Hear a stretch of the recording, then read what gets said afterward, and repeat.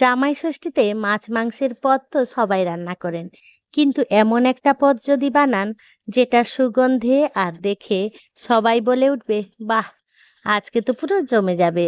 তো বাঙালি হোক কিংবা অবাঙালি হোক, রসনা তৃপ্তিতে স্পেশাল কোনো খাবারের কথা মাথায় এলে সবার আগে মনে পড়ে চিংড়ির কথা।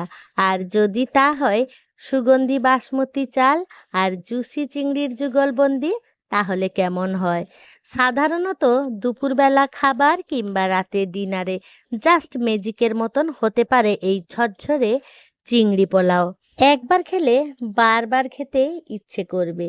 আর সবচেয়ে বড় কথা, দেখতে একদম রাজকীয় হলেও বানানো খুবই সহজ। হালকা মশলায় একদম কম ঝামেলায় তৈরি করে দেখাবো।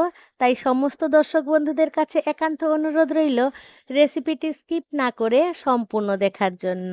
আর যদি স্কিপ করেন তাহলে আসল স্বাদটা মিস হয়ে যাবে। নমস্কার বন্ধুরা, জি কুক চ্যানেলে আপনাদের সবাইকে স্বাগত জানাই। চলুন শুরু করছি। এই দারুণ স্বাদের সহজ ও মজাদার চিংড়ি পোলাও বানানোর জন্য আমি এখানে বাসমতি চাল নিয়ে নিয়েছি। আপনারা চাইলে এখানে গোবিন্দভোগ চালও নিয়ে নিতে পারেন। আমি এখানে আমার মতন করে চালের পরিমাণটা নিয়ে নিয়েছি। আর আপনাদের প্রয়োজন মতন পরিমাণ মতন চালটা নিয়ে নেবেন। চালটাকে প্রথমে জল দিয়ে ভিজিয়ে রেখে দেবো প্রায় আধ ঘন্টা মতো। চিংড়ি পোলাও বানাচ্ছি, তাই চিংড়ি মাছ নিয়ে নিয়েছি, দেখুন প্রায় 300 গ্রামের মতন। চিংড়ির সাইজটা আপনারা বড় ছোট নিয়ে নিতে পারেন, তাতে কোনো রকম অসুবিধা নেই। চিংড়ি মাছটাকে প্রথমে বেশ ভালো করে বেছে ধুয়ে পরিষ্কার করে নিয়েছি। চিংড়ি মাছ পরিমাণ মতন নুন দিয়ে দিলাম, হলুদ দিয়ে দিলাম, আর লঙ্কা গুঁড়ো দিয়ে দিলাম। আর 1 চামচ মতন সর্ষের তেল দিয়ে দেবো। আর দিয়ে দেবো 1 চামচ মতন ভিনিগার। এই সমস্ত উপকরণ বেশ ভালো করে হাত দিয়ে চিংড়ি মাছগুলোকে প্রথমে আমরা মেরিনেট করে নেব। মেরিনেট করা হয়ে গেলে চিংড়ি মাছগুলোকে রেখে দেবো প্রায় 10 থেকে 15 মিনিটের মতন।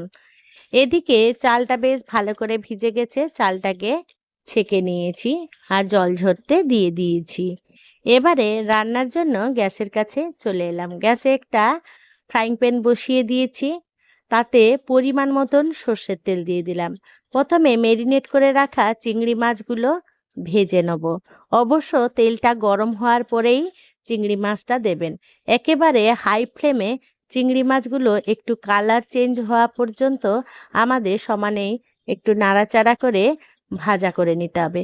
খুব বেশি কড়া করে ভাজবেন না, তাতে চিংড়ি মাছগুলো শক্ত হয়ে যাবে আর খেতে মোটেও ভালো লাগবে না। তাই চিংড়ি মাছটা কালার চেঞ্জ হওয়া পর্যন্ত রান্না করে নেবেন। আর তেল ঝরিয়ে তুলে রেখে দেবো।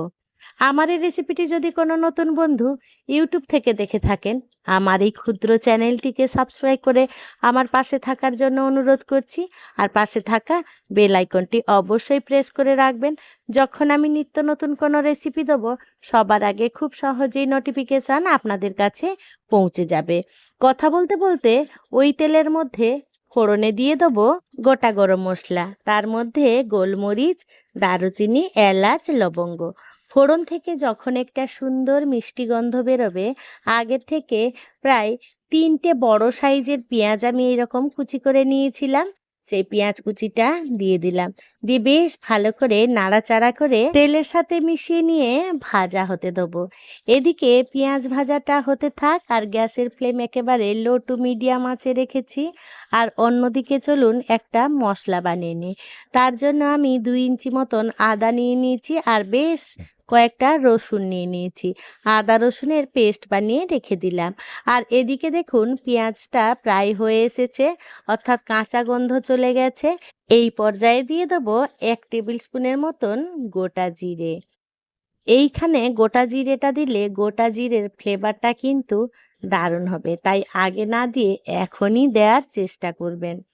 জিরেটা দিয়ে বেশ ভালো করে একটু নাড়াচাড়া করে মিশিয়ে নেব আর রান্না করে নেব প্রায় মিনিট খানেকের মতন।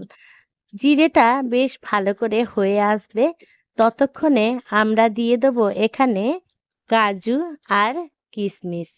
আমি আমার পরিমাণ মতন দিয়ে দিলাম, আপনাদের পরিমাণ মতন বা পছন্দ মতন বাড়িয়ে বা কমিয়ে নেবেন, তাতে কোনো রকম অসুবিধা নেই। কাজু কিশমিশটা এই পর্যায়ে দিলে কাজুটা একটু ভাজা হবে, আর যখন পোলাও খাবেন গোটা গোটা মুখে পড়লে বেশ ভালো লাগবে এই কাজু আর কিশমিশটা। তাই এটা একেবারেই স্কিপ করবেন না। কাজু আর কিশমিশটা দিয়ে মিনিট খানেক আবারও একটু রান্না করে নিয়েছিলাম। তাতে আমাদের পেঁয়াজটা খুব সুন্দরভাবে হয়ে এসেছে। এবারে কিছু গুঁড়ো মশলা দিয়ে দেবো। প্রথমেই দিয়ে দেবো কাশ্মীরি লাল লঙ্কা গুঁড়ো আর পরিমাণ মতন হলুদ গুঁড়ো দিয়ে একটু নাড়াচাড়া করে মিশিয়ে নেব, তাতে কালারটা খুব সুন্দর আসবে। আর মেশানো হয়ে গেলে বেটে রাখা পেঁয়াজ রসুনের পেস্টটা দিয়ে দেবো। দিয়ে বেশ ভালো করে আবারও কষিয়ে নেব। চিংড়ির পোলাও হোক বা বিরিয়ানি হোক, এইটা হচ্ছে সব থেকে সহজ পদ্ধতিতে বানানো। তাই একবার অবশ্য এইভাবেই বানিয়ে দেখবেন, একেবারে তৈরি হবে ঝরঝরে। হলুদ আর লঙ্কা গুঁড়োটা কষানো হয়ে গেলে আর দিয়ে দেবো এখানে 2 চামচ ধনে গুঁড়ো আর 1 চামচের একটুখানি বেশি জিরে গুঁড়ো। ধনে জিরে গুঁড়োটা দিয়ে আবারও কষিয়ে নেব। এই পর্যায়ে কিন্তু আমরা এই মশলাটায় কোনো রকম জল ব্যবহার করিনি। জলটা না দেওয়ারই চেষ্টা করবেন, তাতে মশলাটা খুব তাড়াতাড়ি কষানো হয়ে যাবে। এই পর্যায়ে দিয়ে দেবো 2টো বড় সাইজের টমেটো আমি পেস্ট করে নিয়েছিলাম, টমেটো পেস্ট দিয়ে দিলাম। দিয়ে বেশ ভালো করে নাড়াচাড়া করে আবারও মশলাটাকে কষিয়ে নেব, যতক্ষণ না টমেটোটা থেকে কাঁচা গন্ধ যাচ্ছে ততক্ষণ। যেহেতু আমি এখানে ফ্রাইং প্যানে করছি তাই জলের ব্যবহার করিনি। আপনারা যদি এমনি বড় কড়াইতে করেন তাহলে অবশ্যই মশলাটা যাতে পুড়ে না যায় বা লেগে না যায় কড়াইতে, সেই রকম বুঝে আপনারা জল একটু একটু ব্যবহার করতে পারেন। এবারে গ্যাসের ফ্লেম একেবারে লোতে করে মিনিট খানেক রান্না করে নিয়েছিলাম। দেখুন মশলাটার গা থেকে তেল রিলিজ হয়ে এসেছে। এই পর্যায়ে স্বাদ মতো নুন আর পরিমাণ মতন চিনি দিয়ে দিলাম। চিনিটা একেবারে স্কিপ করবেন না। যদি পছন্দ মতন দেন তাহলে বাড়িয়ে বা কমিয়ে নেবেন। যারা চিনি একেবারে অপছন্দ করেন একেবারে অল্প একটুখানি দেবেন, তাহলে এই পোলাও ব্যালেন্সটা কিন্তু ভীষণই ভালো হয়। এই পর্যায়ে টমেটো থেকে কাঁচা গন্ধ চলে গেছে, এখানে দিয়ে দেবো হাফ বাটি মতন টক দই। টক দইটা দিয়ে বেশ ভালো করে আবারও মশলাটাকে কষিয়ে নেব। টক দই যখন দেবেন তখন অবশ্য গ্যাসের ফ্লেম একেবারে লোতে করে দেবেন, অথবা গ্যাসটা নিভিয়ে দেবেন। তাতে টক দইটা কেটে যাবে না আর মশলাটা খুব সুন্দরভাবে হবে। টক দইটা দিয়ে আবার লো আঁচে করে ঢাকা চাপা দিয়ে আবারও রান্না করে নিয়েছিলাম মিনিট 2-এর মতন। দেখুন সম্পূর্ণ মশলা থেকে নিজে থেকেই তেল রিলিজ হয়ে এসেছে। পোলাও হোক বা এমনি যে কোনো তরকারি হোক, একটু ধৈর্য নিয়ে কষিয়ে কষিয়ে যদি রান্না করা হয় তাহলে রান্নার স্বাদটা কিন্তু দ্বিগুণ হবে। এই পর্যায়ে দিয়ে দেবো ঘি। ঘি আমি এখানে প্রায় 2 টেবিল স্পুনের মতন দিয়ে দিলাম। আর দিয়ে দেবো কাঁচা লঙ্কা। ঝালটা অবশ্য আপনাদের স্বাদ মতন বাড়িয়ে বা কমিয়ে নেবেন। যেহেতু আমরা পোলাও রান্না করছি তাই কাঁচা লঙ্কাটা অবশ্যই দেবেন। কাঁচা লঙ্কার ফ্লেভারটা কিন্তু দুর্দান্ত লাগবে। এই সব উপকরণ দিয়ে মশলাটা থেকে তেল রিলিজ না হওয়া পর্যন্ত রান্না করে নিয়েছিলাম। দেখুন মশলাটার গা থেকে কি সুন্দর তেল বেরিয়ে এসেছে। এই পর্যায়ে আমরা জল ঝরিয়ে রাখা চালগুলো দিয়ে দেবো। চালটা দেওয়া হয়ে গেলে বেশ খানিকক্ষণ আমাদের এই মশলাটার সাথে কষিয়ে নিতে হবে, কারণ যতটা চাল কষাবেন তত কিন্তু এই পোলাওটা ঝরঝরে হবে। নতুন রাঁধুনিদের জন্য এটা কিন্তু একটা টিপস। অনেকেই জানেন, আবার যারা জানেন না তাদের জন্য। বেশ খানিকক্ষণ কষিয়ে নিয়েছিলাম, প্রায় মিনিট 5-এর মতন কষিয়ে নিয়েছিলাম। আর চালটা যদি কম কষান তাহলে পোলাওটা একেবারে আঠালো হয়ে যাবে। তাই এই টিপসটা অবশ্যই মাথায় রাখবেন। তাই চালটাকে খুব ভালো করে কিন্তু কষিয়ে নিতে হবে, তাহলে এই পোলাওটা একেবারে ঝরঝরে হবে। দেখুন চালটা যখন এরকম ভারী ভারী হয়ে আসবে আর খুব সুন্দর করে কষানো হয়ে আসবে, তখন দিয়ে দেবো গরম জল। অবশ্যই গরম জল দেবেন। তবে আমি এখানে জলের পরিমাপটা বলে দিচ্ছি। চাল যা দেবেন তার ডবল কিন্তু জল দেবেন। 1 বাটি চাল নিলে 2 বাটি জল দেবেন। সেই পরিমাণ অনুযায়ী আপনারা জল দেবেন। তাতে এই পোলাওটা বেশ ঝরঝরে হবে আর খুব সুন্দরভাবে চালটাও সেদ্ধ হবে। জলটা দিয়ে বেশ ভালো করে মিশিয়ে নিয়েছিলাম। এই পর্যায়ে দিয়ে দিলাম ভেজে রাখা চিংড়ি মাছগুলো। চিংড়ি মাছগুলো দেওয়া হয়ে গেলে সমস্ত উপকরণের সাথে ভালো করে মিশিয়ে নিয়েছিলাম আর ঢাকা চাপা দিয়ে রান্না করে নেব প্রায় ৩-৪ মিনিটের মতন। গ্যাসের ফ্লেম একেবারে লোতে রেখে রান্না করে নিয়েছিলাম। ৩-৪ মিনিট পর ফিরে এলাম, দেখুন জলটা এখনো শুকায়নি। একটু নাড়াচাড়া করে দেবো আলতো হাতে, যাতে সমস্ত উপকরণ উপর নিচ হয় আর সমস্ত চালের সাথে ফ্লেভারটা ছড়িয়ে পড়ে। তাই এই পর্যায়ে কিন্তু একটু নাড়াচাড়া করে নিতে হবে। এই পর্যায়ে দিয়ে দেবো গরম মশলা গুঁড়ো। আমি প্রায় ১.৫ চামচের মতন গরম মশলা গুঁড়ো দিয়ে দিলাম আর ২৫০ গ্রামের মতন লিকুইড দুধ দিয়ে দিলাম। আপনারা চাইলে এখানে গুঁড়ো দুধও ব্যবহার করতে পারেন।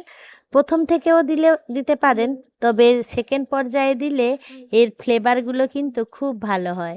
সমস্ত উপকরণ আবারও ভালো করে নাড়াচাড়া করে মিশিয়ে নিয়েছিলাম আর ঢাকা চাপা দিয়ে রান্না করে নেব মিনিট ৫-এর মতন। এখানে অবশ্য গ্যাসের ফ্লেম সেই লোতে আছে। এবারে দেখুন ঢাকা চাপা খুলে আপনাদের দেখিয়ে দিচ্ছি। জলটা প্রায় শুকনো হয়ে এসেছে। এই পর্যায়ে আবারও চালটা একটু উপর নিচ করে দেবো, যাতে উপরের চাল আর নিচের চাল খুব সুন্দরভাবে সেদ্ধ হয় আর মশলাগুলো যাতে সমস্ত জায়গায় ছড়িয়ে পড়ে, তার জন্য এই রকম মাঝে মাঝে ঢাকা চাপা খুলে আলতো হাতে নাড়াচাড়া করে দিতে হবে। এই পর্যায়ে চালটা খুব সুন্দরভাবে সেদ্ধ হয়ে গেছে। আপনাদের দেখে মনে হচ্ছে আঠালো, তো এটা একেবারেই আঠালো হবে না। আর আপনাদের এই পর্যায়ে যদি মনে হয় চাল একেবারেই শক্ত আছে, তাহলে এখানে অবশ্য একটু গরম জলও ব্যবহার করতে পারেন। এবারে আমি এটাকে ঢাকা চাপা দিয়ে রেখে দেবো প্রায় ১০ মিনিটের মতন। ১০ মিনিট পর ফিরে আসছি, দেখুন। আর এই পর্যায়ে কিন্তু গ্যাসের ফ্লেম অফ করে দিয়েছিলাম। দেখুন একেবারে তৈরি হয়ে গেছে ঝরঝরে চিংড়ি মাছের সেরা স্বাদের বিরিয়ানি। এই চিংড়ি মাছের বিরিয়ানিটা রেস্টুরেন্ট হোক কিংবা বিয়েবাড়ির স্বাদকেও হার মানাবে। আপনি এই রকম ঘরে বানিয়ে দেখুন আর আমার মতন করে যদি বানিয়ে থাকেন, অবশ্যই কমেন্টে জানিয়ে যাবেন আপনাদের আজকের এই চিংড়ি মাছের পোলাওটা কেমন লাগলো। দেখুন আমি আমার মতন করে পরিবেশন করে নিচ্ছি, কতটা সুন্দর আর কতটা লোভনীয় হয়েছে। আজকে যদি এই চিংড়ি মাছের পোলাও রেসিপিটি যদি আপনাদের কোনো অংশে একটুও ভালো লেগে থাকে, তাহলে ছোট্ট একটা লাইক করে দেবেন। আপনাদের এই ছোট্ট ছোট্ট লাইক আমাকে অনেক ইন্সপায়ার করে নিত্য নতুন রেসিপি বানানোর জন্য। আর যদি খুব বেশি ভালো লেগে থাকে, বন্ধু বান্ধব কিংবা প্রিয়জনদের সাথে শেয়ার করে তাদেরও দেখার সুযোগ করে দেবেন। দেখুন কতটা সুন্দর আর কতটা লোভনীয় হয়েছে। ক্যামেরার জন্য মাঝে মাঝে হয়তো ভালো লাগছে না দেখতে, তার জন্য আমি খুবই দুঃখিত। বন্ধুরা আমার সাথে থেকে পাশে থেকে এতক্ষণ এই চিংড়ি মাছের পোলাও হোক কিংবা বিরিয়ানি রেসিপিটি দেখার জন্য আপনাদের সকলকে জানাই অসংখ্য অসংখ্য ধন্যবাদ। আপনারা ভালো থাকবেন, সুস্থ থাকবেন। দেখা হবে পরের কোনো নিত্য নতুন রেসিপিতে।